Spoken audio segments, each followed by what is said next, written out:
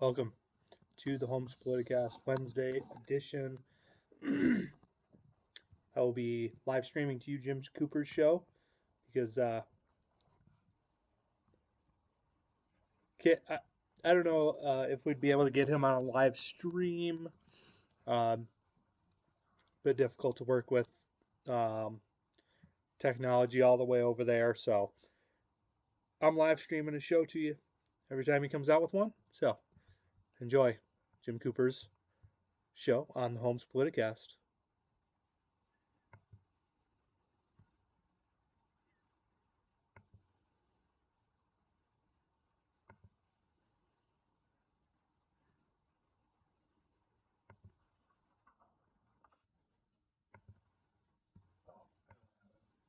Whoops, there it is.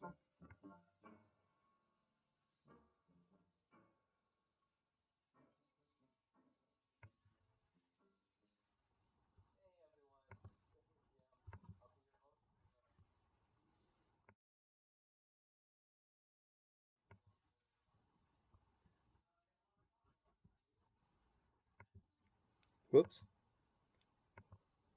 Give me just a second.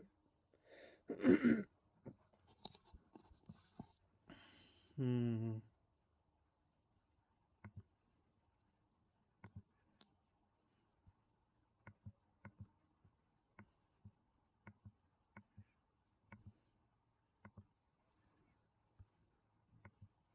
There we go.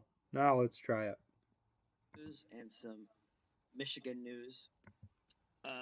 Actually, more than I'm going to be able to talk about today, but we'll get to as much as we can. First off, I just wanted to talk a little bit about the passing of Bob Dole this week. Um, I was not a huge fan of Bob Dole in the '96 election. In the primary, I didn't support him, uh, but I ended up voting for him in the general election against Bill Clinton. Obviously, because I didn't want Bill Clinton, and I was willing to vote for Bob Dole.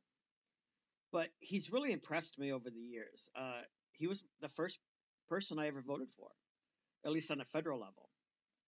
And so I always have good memories of Bob Dole after the primaries were over. But he seemed like a decent man, and I thought he was really unfairly portrayed by the press. Of course, what's new with that? But um, he'd been in the Senate for a long time, and I remember that they made a big deal because he had voted against Social Security. I believe it was. It was either that or Medicare. Actually, it was probably Medicare because Social Security, I think, came out when FDR was in office, and I don't. Even though Bob Dole was old, I don't think he was that old. Um, I think it was probably Medicare or Medicaid during the Johnson administration that he voted against it, and they made a big deal. But what they didn't uh, talk about was the fact that there were other options, and Bob Dole voted against the current Medicare because he supported a different bill that would uh, theoretically do the same thing. And but and that's how Congress works many times. I mean, many times it's not a black or white issue like you either for it or against it. It's many times I'm for the issue, but I don't like this bill. I prefer another bill. But I remember they made a big deal about that, the Democrats and the press, that Bob Dole didn't support Medicare or Medicaid or whichever one it was, and he didn't vote for it. And I just thought that was really unfair because that was only half the story. It made it sound like he didn't care about elderly people and that he was just a Republican who wanted to gut everything and wanted to hurt the elderly and I just thought it was unfair. But he ended up being a man of integrity, which I really appreciated over the years. He was bitter rivals with George H.W. Bush in 1988 for the Republican nomination. And I was a little too young to remember it, but I read about it later as a historical fact, and I guess it just got really nasty between the two of them. And but I'll never forget in 2018 when George H.W. Bush died. I remember Bob Dole, who was confined to a wheelchair, standing and saluting the casket of George H.W. Bush because he said, he's my president. He was my president. Even though we may have disagreed, he wanted to honor Bush in his death. And it was very hard for him to stand, but he did and saluted him. And I thought that was very admirable. And I also thought it was admirable that he supported Donald Trump, even though he had personal misgivings. I don't think he really liked a lot of the rhetoric and stuff, but he never came out and attacked Trump. He supported Trump because he supported the Republican Party. And even though he said, he didn't say this about Trump particularly, but he just said in general, I don't always like the nominees, but or agree with a lot of what they have to say, but they're Republicans, and a bad Republican would be better than a good Democrat any day. And so I thought that was very telling that he was pro-country, even though he may not have agreed with everything the president did. He never came out and made insults and criticized, well, maybe not criticized, but I just thought that was very, very good of him. I don't know the right word, but I admired that about him. And I know there was a lot of things about him that I admired, and of course, we can't forget that he was an American hero. That his arm was wounded and during World War II, and that he almost died, saving his uh, uh, saving some other people in his squad or platoon or whatever. And he received medals for that, but of course he didn't care. He said, I didn't do it for the medals. I don't, he kept the medals, but he never displayed them in prominent places. He never bragged about it because it wasn't about the medals. He did it. He served God and his country and his fellow soldiers, and that's why he did it. It wasn't something he was proud of. He wanted to brag about. He thought it was his duty, and we just don't have that much of that anymore. We don't really have war heroes anymore. And what I mean is, I'm not talking about the people who serve. I mean, obviously, they're great people. I'm not talking about that. I'm talking about in politics. I'm not, I don't want people to misunderstand and say that I don't think their soldiers today are brave or do anything heroic. I'm talking about in politics. We don't have war heroes anymore. There used to be a time when General Eisenhower and General Jackson and William Henry Harrison and these people, Zachary Taylor, were great war heroes, and they went on to serve as president. Ulysses S. Grant and things. Many of our presidents served in the Civil War, the Revolutionary War, the Spanish-American War, and World War II. Every president since Eisenhower through George H.W. Bush all served in World War II. Eisenhower, obviously, John Kennedy, Lyndon Johnson, Richard Nixon, Gerald Ford, Jimmy Carter, Ronald Reagan, George H.W. Bush were all served in World War II honorably, and in some cases heroically. George H.W. Bush getting shot down and surviving that plane crash. John F. Kennedy rescuing his fellow soldiers after their PT boat was sank, and he had to. One of the reasons why his back was so bad is because one by one he swam out and rescued these unconscious men, and dragged them to land, and then go out and get the next one and drag them in there, and trying to swim and carry these men, it just ravished his back. I mean, these were all heroes. They all were great. But we've never had a president who served in the Korean War, and during the Vietnam War, Bill Clinton dodged the draft very famously. George W. Bush joined the National Guard, and so he didn't see any action in Vietnam. Barack Obama didn't serve in the military. Donald Trump didn't serve in the military, and Joe Biden didn't serve in the military.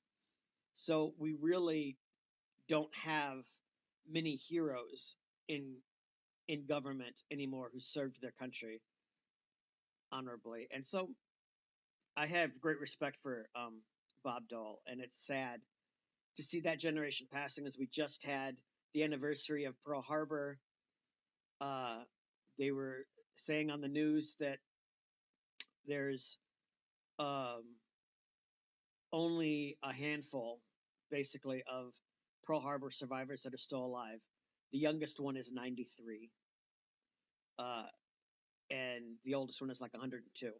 There were only a few left from that great generation. My grandfather served in World War II. He's since passed long ago. Um, most of that generation, except for like Jimmy Carter, who's still alive, um, uh, he's the only one I could think of offhand. I'm obviously there are others, but they're almost all gone now of that great generation that saved the world, literally.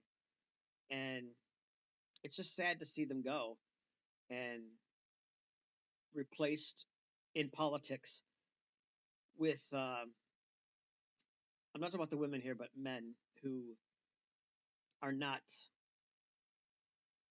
strong men anymore. I mean, they're not men of honor. They're not men of decency. They're not men of that earn any respect.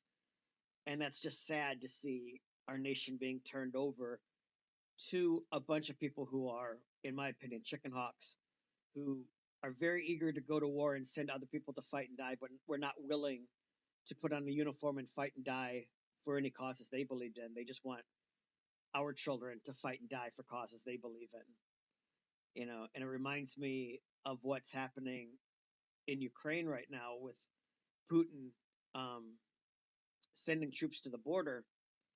I don't know what's going on there, and I do know that we have treaties with Ukraine. We promised Ukraine that if they did not uh, have nuclear weapons, because when the Soviet Union broke apart and they were part of the Soviet Union, they had many nuclear weapons there. That's where the Soviet Union kept many nuclear weapons, was in Ukraine. And the United States persuaded Ukraine to turn over those nuclear weapons in return that we would defend them against any enemies, any foreign enemies. So I understand that if Russia attacks Ukraine, even though it's not in our immediate interest, we will be forced to defend Ukraine because we made an agreement with them. I hate to see the loss of American lives in something like that, but I understand that it's a necessary evil. It was part of the greater good to keep nuclear weapons out of as many hands as possible. But my point is, over and over again, but I'm seeing all these people in Congress who are all saying we need to stand up to Putin, we need to send in troops, not because we have agreements with Ukraine. They just want to see us get in a fight with Russia. And I'm like, you guys are so willing to go to war when you don't have anything to lose. You're sitting in your penthouses and in your suites in Washington, and are going to let other people fight and die because you don't like Vladimir Putin. Well, I don't like him either, but I'm not eager to see people die just because I don't like Putin. And I think about the World War II generation and how men like Eisenhower said, I hate war as only a man who has been there can hate it. These were all men who understood that the power of the military, even the Democrats. I mean, even Jimmy Carter, for all of the faults that people have about him, he stood strong against Russia when they invaded Afghanistan. He stood, he had a lot of mistakes, but he understood the military. He had served. And none of those presidents were eager to go to war. They all did it reluctantly. Johnson, we see the images of Lyndon Johnson with his head buried in anguish, sitting there listening to the number of troops who had died and were coming home. Richard Nixon fretting, not being able to sleep at night sometimes, thinking about the war. John F. Kennedy talked about how he can't sleep at night because he's worried about Vietnam. He doesn't know what to do about Vietnam. He understands that if we go to war, how devastating it's going to be. But he also understood that if we didn't go to war, how devastating it could be. The Cuban Missile Crisis and, uh, you know, Reagan building up in the Cold War, building up our arsenals, not wanting to go to war, but hoping this would prevent the war. Um, I mean, these were all men of honor and decency, and not all of them were great presidents. Obviously, Gerald Ford and Jimmy Carter had their moments, but they're never going to go down in history as one of the great presidents of the United States. But they all had decency and honor and respect for our troops and a love for our country and for America's military. And, there was something touching when each president on December 7th would go to Hawaii and they would give a speech. And, I've read those speeches, I've downloaded them on YouTube, and they almost bring tears to your eyes. Reagan talking about D-Day, George H.W. Bush speaking at the Pearl Harbor Memorial. These were men, when they talked about loving the military, you knew they meant it. They weren't just words that they were reciting that some speechwriter wrote for them. These were from the heart. When they talked about fallen comrades, they had friends who died in war. They had men that they had to leave behind, friends of theirs. And they had to leave behind because they couldn't go and rescue them. It would be a suicide mission. They know what it's like to sit there and have bullets whizzing past you and having to continue on with the mission. I mean, they understood these things. They faced death on a regular basis. Like I said, John Kennedy and George H.W. Bush having to jump out of an airplane that had been shot down and then landing in the water and then, fortunately, being rescued by a ship, but he easily could have died in that water. These were all men who understood sacrifice and decency and honor and valor and courage. These weren't just words that they recite. They meant those things. They lived those things. And it's unfortunate to see that generation die off. And it's sad that we have people like Bill Clinton, and not just him, but people who dodged the draft, people who didn't care enough to serve, people who were out protesting and fighting and spitting on soldiers and things, now taking the mantle and serving as commander-in-chief or as, in Congress. And, and then hearing them just recite hollow words on Veterans Day or Memorial Day or Pearl Harbor Day or, any events. I don't know. I just think it's a very sad thing that we're losing that great generation that understood sacrifice and valor and courage and honor and decency and all those things. It's just sad to see. I mean, old presidents wouldn't have sullied the Oval Office by having an affair in that Oval Office. The same. Anyway, don't even get me started on that. I mean, they just, Ronald Reagan wouldn't even take off his jacket in the Oval Office. Richard Nixon got dressed in a suit and tie, even to have dinner in the White House, because it was so humbling. They are sitting in the same room that Lincoln sat in. The Carters talked about the first time they were served a meal and they were given the Abraham Lincoln plates to eat off of. And they said their eyes just welled up thinking that these are Lincoln's plates that they are eating off of. I mean, they just couldn't almost wrap their head around the sense of history and honor of being in that White House where so many decisions had been made, sitting in the same room, in the map room where FDR and Winston Churchill oversaw the World War II, and now you just have these leaders who don't appreciate it. They're just, having affairs in the Oval Office, selling out the Lincoln bedroom for campaign donations. I mean, it's just, under Obama's term, I just couldn't believe it. He had Tony Hawk and some skateboarders over there, and they're skateboarding through the halls of the White House. I mean, what on earth? What's going on? You know, I can't even imagine just visiting the White House, you know, and then here they are staying in there, and they just don't have the same respect, as they walked into the rooms that these old presidents really did. They understood it, and I don't know. It's just sad to see them go and be replaced by people who don't understand our history, don't appreciate our history. They don't.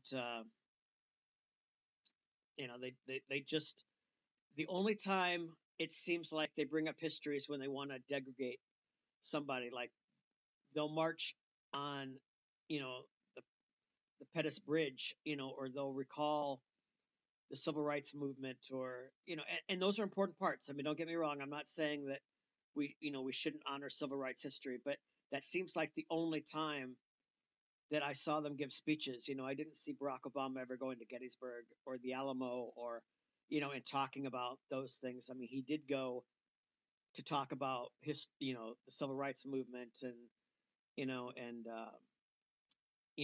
the March on Washington and things like that. But it seems like they don't really want to talk about our history unless they're degrading our history. Talking about um, how bad white people were. They want to tear down statues. They want to do this, but I don't hear them ever going to Concord or Lexington or Boston, and Independence Hall, or anything like I used to see Reagan and Bush and Gerald Ford and Jimmy Carter, and you know um, Dwight Eisenhower. There's great speeches that he gave at Lincoln's birthplace, and things like that. I mean, they really seem to have an understanding and appreciation of our entire history, and but now you never really hear them talk about history unless it's a wedge issue, like they're trying to win political points, like by going and speaking at the anniversary of Rosa Parks sitting on the bench, or the Stonewall riots, trying to really, which was a riot by gay people, when the police were raiding uh, the Stonewall bar, I guess. I really don't know the whole story about the Stonewall riots, but it's a big moment in um, gay American history, and so sometimes they'll go and speak on that, but you don't hear them often going and speaking, you know, at like I said, Gettysburg, or the Alamo, or going to the Lewis and Clark Trail and speaking, or at Independence Hall, or you know, or in Boston, you know, um, at the Boston Massacre, the Boston Tea Party. I mean, you really don't see a lot of that, and it just saddens me that there's not as much appreciation for history by our politicians, because they don't have a stake in it. They didn't fight and die.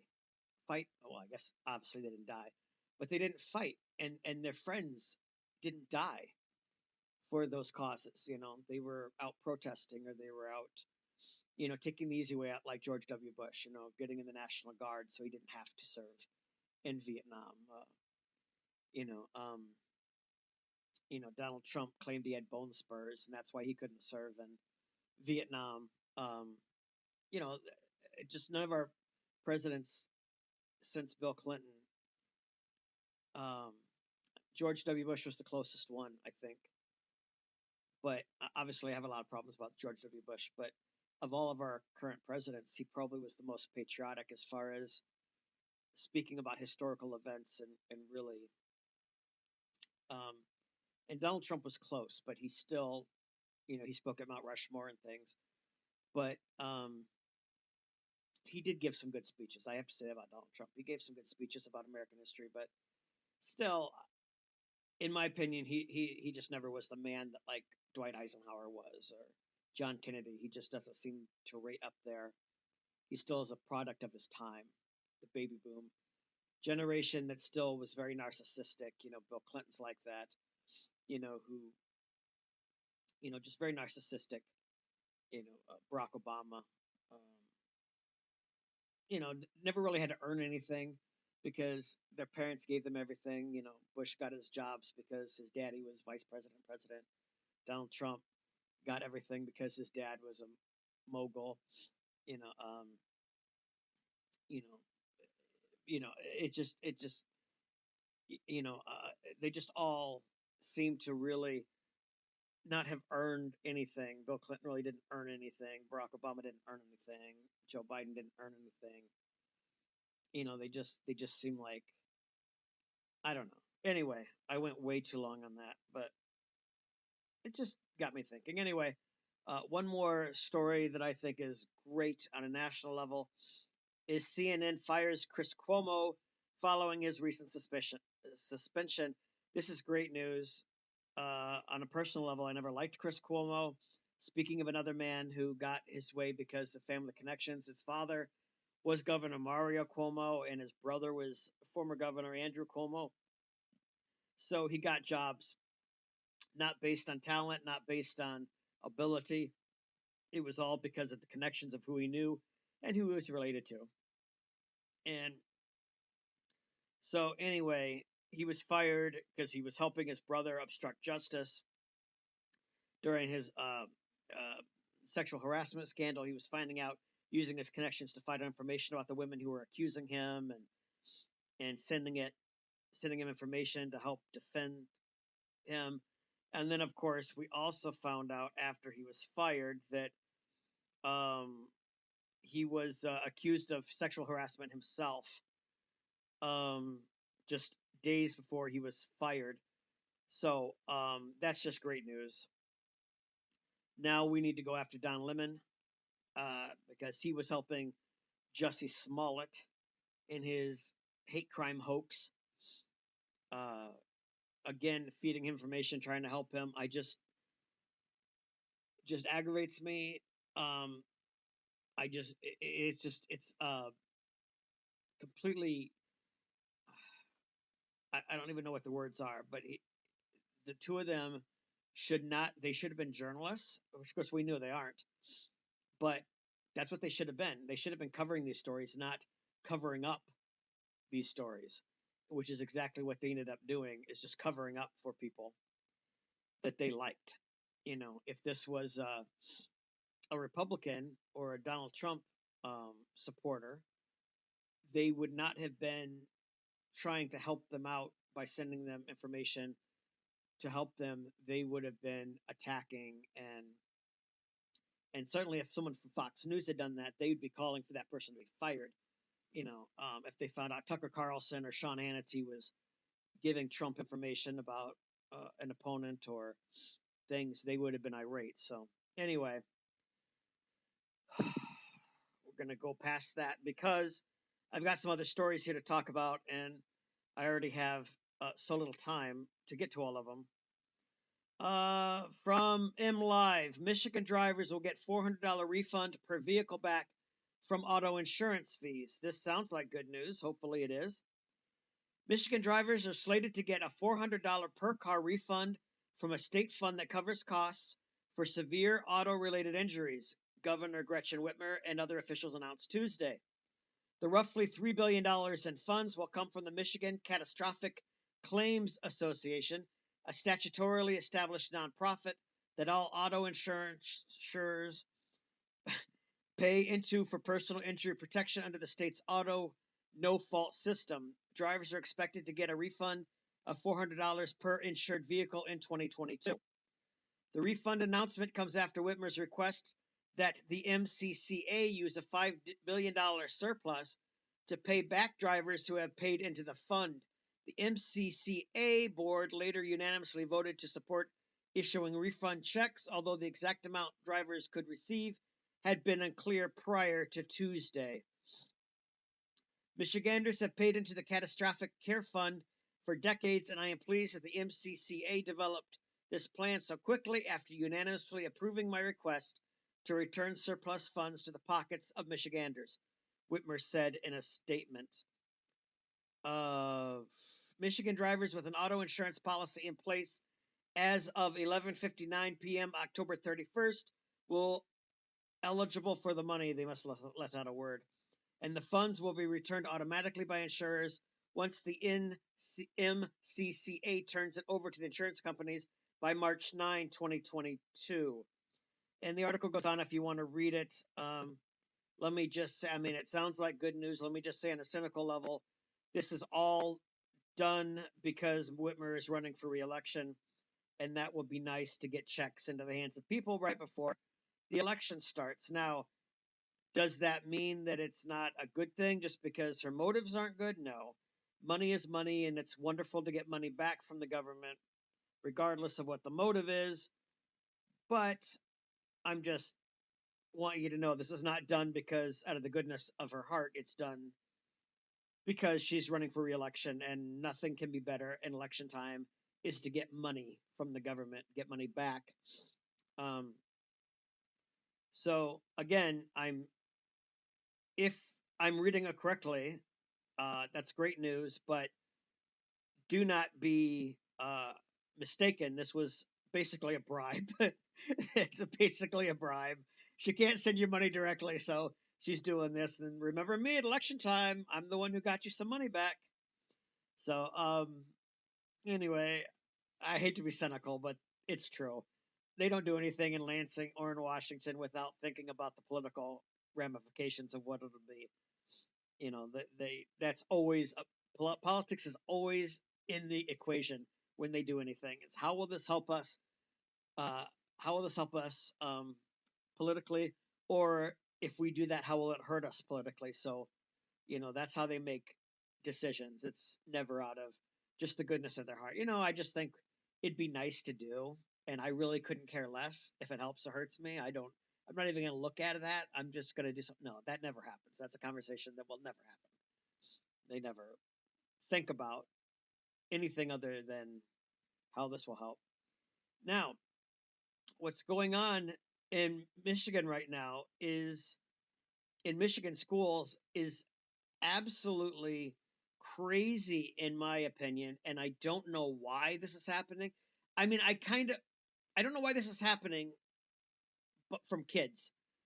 I can understand there being anger at schools because of the lockdowns and the mask mandates and vaccines and things. I can understand when I hear arguments about how polarizing these um, parent parent teacher things are. School board, that's what I'm looking for. School board meetings, they get very contentious, and I understand that. But what I don't understand is now there are uh, Grand Haven here was shut down for 2 days because of an unspecified, and I think it was specified to the schools, but I don't think they've released it to the press for some threats against the schools. So they shut down Grand Haven schools for a couple of days, and they swept all the buildings and looking for weapons, bombs, other things, and they've now been given the all clear. But this, um, so obviously last week we saw the school shooting in Oakland, or um, at the school shooting in Detroit. I can't remember the name of it. I think it was Oakland, but I could be wrong. But here on MLive is another story. So we know we had the school shooting over there, and then we have Grand Haven under lockdown, or the schools not lockdown but shut down because of unspecified threats against students. Now in MLive Muskegon, it says Mona Shore student identified as person responsible for social media threat against district. So a Mona Shore student who police say didn't want to go to school has been identified as the person who made a social media threat toward the district. The student, whose age has not been released, is accused of creating a Snapchat account and posting a threatening message. Mona Shore schools administrators became aware of the threat Sunday, December 5th, but did not deem it credible and remained open with a heightened police presence. Oxford. Oh, I said Oakland. I meant Oxford High School. Yeah, I don't know where I got Oakland from. Here, it goes on about this. On Monday, Fruitport Community Schools and Grand Haven Public Schools both closed as a precaution because of a threat. On Tuesday, Zeeland schools also closed because of a threat. So we have that in Mona Shores and Fruitport and Grand Haven. and Zealand. Now, Wood TV8 is reporting that where's Marshall Public Schools has fired a non. Oh, never mind. That's a different story. I'll get to that. Okay, this is the one. MLive again. Two 12-year-olds arrested for threats made against pair of Genesee County schools. 12-year-old public school students were arrested Tuesday after police say they made threats to Bendel Schools and Kearsley's Armstrong Middle School. On Friday, December 3rd, a threat was made alleging a school shooting was to happen Monday, December 6th. The threat to Armstrong Middle School was received through a voicemail Monday, Kearsley School Superintendent Paul Goddard said. So parents were contacted and classes were able to continue throughout the day, including secure doors and barring visitors, but they thought this was the appropriate action. But now these two 12-year-olds, and actually the two 12-year-old female students, which surprises me, the students made the threats because they thought it was funny and wanted the schools to close. Okay, so now we have yet that. Hold on just a minute here. So we have two 12-year-old girls. We have Mona Shores and I'm having some trouble getting into this one. And from the Lansing State Journal, police arrested a 17-year-old Everett High School student after a gun was found on school grounds. This one, let's see, it's having trouble getting into it, but a 17-year-old student was arrested at Everett High School Tuesday after officials found a gun at school. Well, that doesn't tell you anything more than what the headline. But, okay, here we go. Lansing Police Department officials responded to a weapons complaint 9:50 a.m. Tuesday after Everett High School officials located a gun on school grounds. School officials issued a lockdown to allow Lansing police to investigate the incident. They identified two more students they believed were involved, who were detained along with the teen. The 17-year-old was arrested and transported to the Ingham County Youth Home. The two other students were not arrested and no one was injured, so we don't know much about that one. But this is a problem that we're having over and over again. And I don't know if these are copycats, because they saw what happened at Oxford and they're thought, well, this will be fun. We could do this here. I don't know. But it's a disturbing trend that we're suddenly seeing going on in Michigan with among students. I mean, these aren't adults making these threats. These are fellow students bringing guns to school and calling in threats. And I don't know really, if you guys listen to our streaming cast that I made with Don on Friday, you'll see that I'm not really sure what the problem is here. I don't know. I hate to. I used to be real critical when I was young about religious people, and now their answer to everything was about religion. And I'm like, come on, come up with some ideal, real world solutions for things instead of just turning everything into religion. But now that I've been a Christian a while, I see things on a bigger scale than just, I see things as a symptom of a problem like this. There might be some real world things you can do. I'm not saying there's not, but I'm looking at a bigger issue, and that is the lack of God in schools. It just seems to me that our kids, there is no anchor in their lives, and I'm not, it's not a coincidence, in my opinion, that we eroded slowly.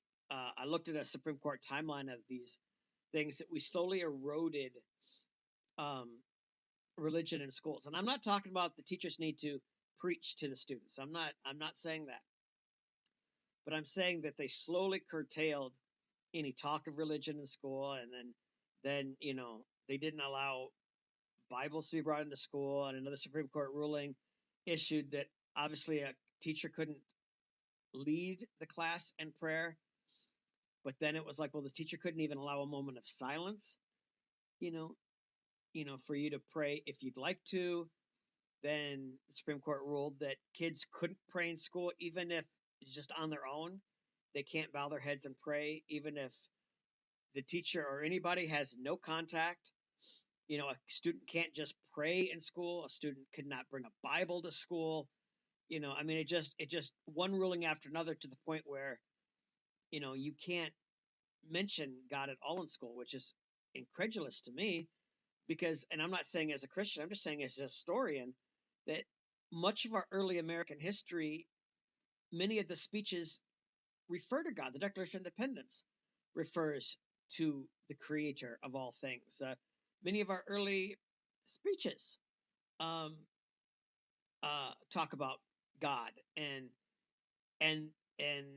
a lot of our history is surrounded with uh, religion and religious beliefs and religious terminology.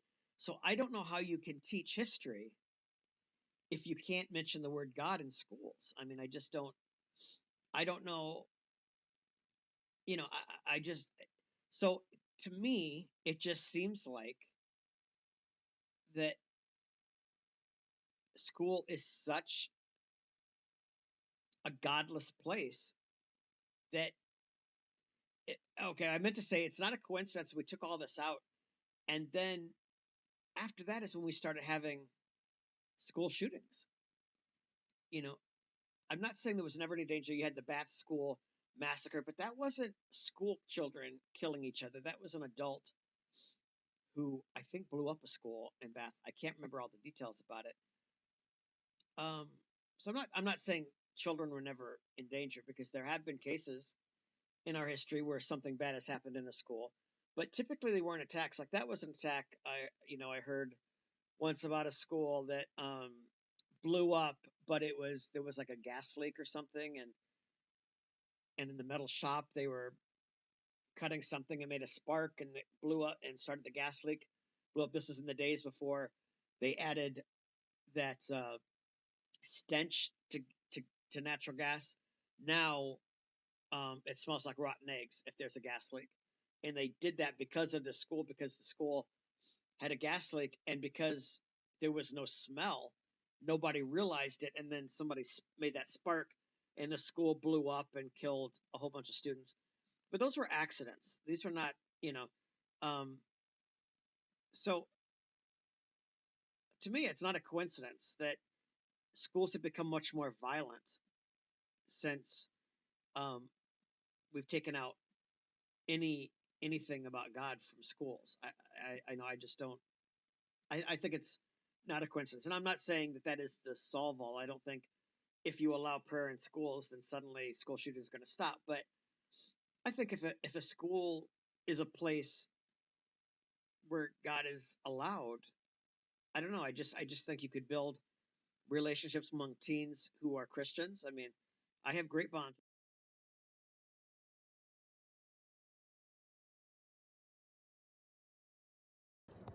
So, just to go along with that, um, show me the religious school in which there's a school shooting. Yeah, I'll give you a minute to find that one. Okay, back to Jim.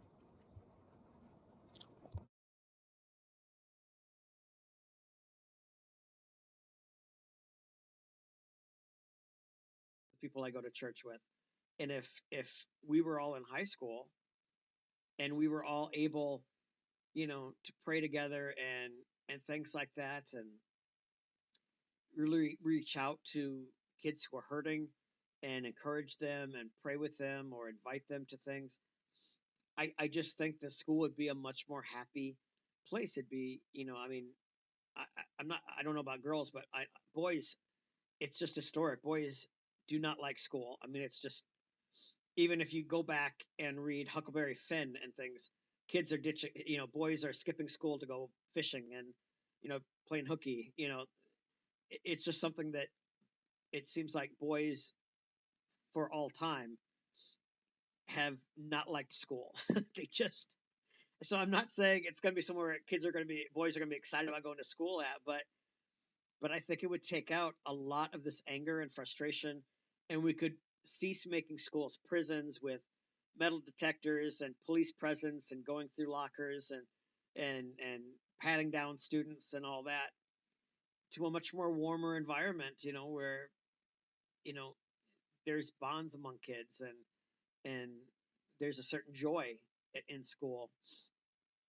So I don't know, but I, I'm not saying that'd be my only answer is to allow God back in schools, but I'm just saying, to me, I see it as a symptom of a problem. But it's just I would imagine that all this is happening because of what happened at Oxford. That it's kind of a copycat thing. Kids seeing, well, they got, uh, but it's just sad that this is happening.